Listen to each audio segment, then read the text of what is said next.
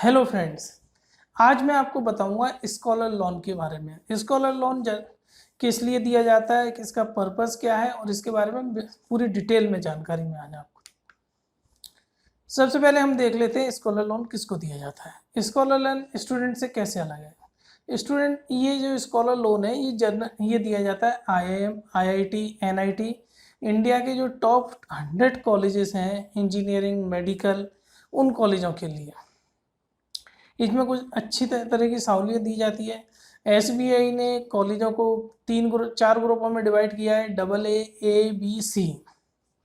तो मैं आज आपको बता देता हूँ उन ग्रुपों का कि बाइफरकेशन कैसे दिया है। जैसे ये आपके सामने ये पेज खुला हुआ है। AA इंस्टीट्यूट्स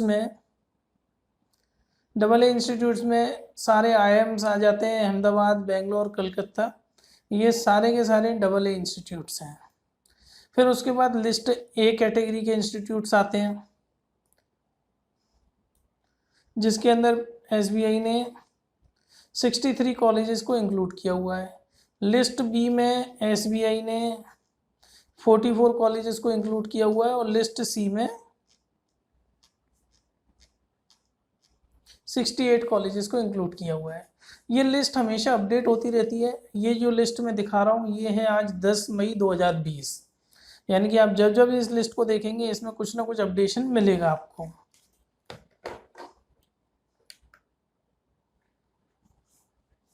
ये जो लोन दिया जाता है ये आपको टर्म लोन के अकॉर्डिंग से दिया जाता है, यानी कि आपको एक टर्म लोन दिया जाता है जिसका डिसबर्समेंट धीरे धीरे, जो कि आपका सेमेस्टर जैसे जैसे बढ़ता जाता है वैसे होता है। कॉलेजेस के बारे में मैंने आपको ऑलरेडी बताया था कि 4 कैटेगरी हैं, AA, A, B, C।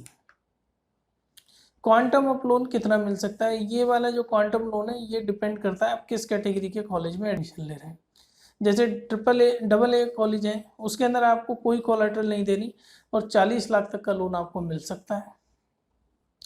एक कैटेगरी में आपको 20 लाख तक का लोन बिना किसी कोलेटरल के मिल सकता है। अगर आप कोई सिक्योरिटी देंगे तो आपको 30 लाख तक का लोन मिल सकता है। कैटेगरी बी में आपको 20 लाख तक का लोन मिल सकता है और 30 लाख का विद सिक्योरिटी मिल सकता है। कैटेगरी सी में आपको 7.5 लाख तक का लोन तो बिना किसी सिक्योरिटी कोलेटरल के मिल जाएगा। अगर आप कोई सिक्योरिटी या कोलेटरल देंगे तो 30 लाख तक का लोन आप बैंक से ले सकते हैं। एलिजिबल कोर्सेज मैंने अभी जो लिस्ट बताई थी वो सारे या तो इंजीनियरिंग कॉलेज हैं या मेडिकल कॉलेजेस हैं या लॉ कॉलेजेस हैं या डेंटल या MBBS के कॉलेजेस हैं। को बोरोवर में आपको अपने मदर फादर में से किसी एक को रखना पड़ेगा, जो कि कंपलसरी है। सिविल आपका भी अच्छा होना चाहिए और जिसको भी आप को एप्लीकेंट रखें उसमें भी कोई डिफॉल्ट या राइट ऑफ या किसी तरह का ओवरड्यू ना हो। एक्सपेंस कंसीडर, इसके अंदर कौन कौन से एक्सपेंस कंसीडर होते हैं। इसके अंदर कंसीडर होते हैं tuition fees, hostel fees, computer, books, tour और 25% लोन जो है आपका, जो भी लोन सेंक्शन होता है, मान के चलिए आपने 10 लाख का लोन लिया तो 2.5 लाख तक का लोन ऐसा रहेगा जिसके अंदर आप अपने सेल्फ सर्टिफाइड से आपको रिइंबर्समेंट मिल सकता है। यानी कि आपने कहा मेरा ये खर्चा हुआ, वो खर्चा हुआ, जो मिसलेनियस खर्चे होते हैं आप सेल्फ सर्टिफाई करके एक लेटर दे दिए बैंक को, बैंक 25% तक का जो भी लोन अमाउंट है आपका उसके अंदर आपको रिइंबर्समेंट कर सकता है। मार्जिन 0% है, मतलब बैंक ये उम्मीद नहीं करता कि आप किसी तरह का इसमें कोई मार्जिन लेके आए। अगर आपकी ट्यूशन फीस 20 लाख है तो बैंक पूरा का पूरा 20 लाख उसका रिइंबर्स करेगा। प्रोसेसिंग फीस 0 है, इसके अंदर कोई प्रोसेसिंग फीस आपको नहीं देनी। रेट ऑफ इंटरेस्ट सबसे कम है इसमें। Rate of interest student loan में तो 10% रेट ऑफ इंटरेस्ट है। इसके अंदर 1 ईयर MCLR प्लस 0.2 से 1.5। आज की डेट में MCLR चल रही है 8%, तो आप मान के चलिए 8.2 से लेके 9.5% तक का रेट ऑफ इंटरेस्ट है, जो कि आज की डेट में किसी भी बैंक के मुकाबले सबसे कम है। इंटरेस्ट सब्सिडी इस पर भी लागू होती है।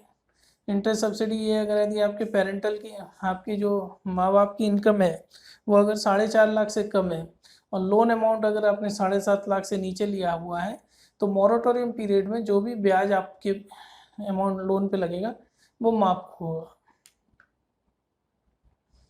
डॉक्यूमेंट रिक्वायर्ड, सबसे पहले अगर यदि आप स्टूडेंट हैं तो आपके Aadhaar card, PAN card, academic certificate, cost of study और एडमिशन लेटर आपको चाहिए। आपके पेरेंट्स का application form, 2 photo, PAN card, Aadhaar card, ITR return 2 साल का, 1 साल का बैंक अकाउंट स्टेटमेंट, सैलरी या income business proof. Stamp duty भी इसमें पे करनी पड़ेगी आपको। जिस भी स्टेट से आप सैंक्शन करवाएंगे उस स्टेट में जो भी स्टाम्प ड्यूटी पेबल है वो आपको लोन एग्रीमेंट में देनी होगी। डिसबर्समेंट या तो आपको बैंकर चेक्स के थ्रू हो सकता है, आपके कॉलेज के नाम का बैंकर चेक मिल सकता है, डायरेक्टली कॉलेज के अकाउंट में भी जा सकता है, या रीइंबर्समेंट बेसिस पे आपके सेविंग अकाउंट में भी। रीपेमेंट कब स्टार्ट होता है? जब आप कोर्स कंप्लीट कर लेते हैं, अगर आपको जॉब मिल जाती है तो विदिन 6 मंथ आपको रीपेमेंट स्टार्ट करना है। जॉब नहीं मिलती तो कोर्स कंप्लीट होने के 12 महीने के अंदर आपको रीपेमेंट स्टार्ट करना पड़ेगा। मैक्सिमम आप 15 साल का रीपेमेंट ले सकते हैं, 180 EMI में आप पेमेंट कर सकते हैं। आपको फाइनेंशियल डिसिप्लिन इसमें रखना पड़ेगा, नहीं तो आपका अकाउंट NPA हो गया तो आपकी सिविल खराब होगी और भविष्य में भी शायद आपको लोन मिलने में कोई दिक्कत हो। आपको इस वाले लोन के लिए भी विद्या लक्ष्मी पोर्टल से ही अप्लाई करना पड़ेगा, जिसका एड्रेस है vidyalakshmi.co.in। इस पर आप खुद अपनी बैंक को चूज़ कर सकते हैं, उसकी ब्रांच को चूज़ कर सकते हैं। लोन की सारी ट्रैकिंग डिसबर्समेंट तक इसी पोर्टल के थ्रू होगी। अगर आप स्कॉलर लोन ले रहे हैं तो आपको आपका पर्सनल इंश्योरेंस जरूर करवाना पड़ेगा। इन केस अगर आपको कुछ हो जाता है, कुछ हादसा हो जाता है, तो बैंक भी सुरक्षित रहेगा और आपके माँ बाप को भी कोई एक्स्ट्रा बर्डन नहीं आएगा। ये PPT मैंने SBI के लिए बनाई है, तो मैंने सारी SBI की साइट्स वगैरह को रेफरेंसेस लिया है। थैंक यू फ्रेंड्स, मुझे उम्मीद है आपको मेरा वीडियो पसंद आया होगा। मेरा चैनल सब्सक्राइब करिए, व्हाट्सएप ग्रुप पर वीडियो शेयर करिए, ट्विटर पे मुझे फॉलो करिए, फेसबुक पर मेरा पेज लाइक करिए। Thank you friends.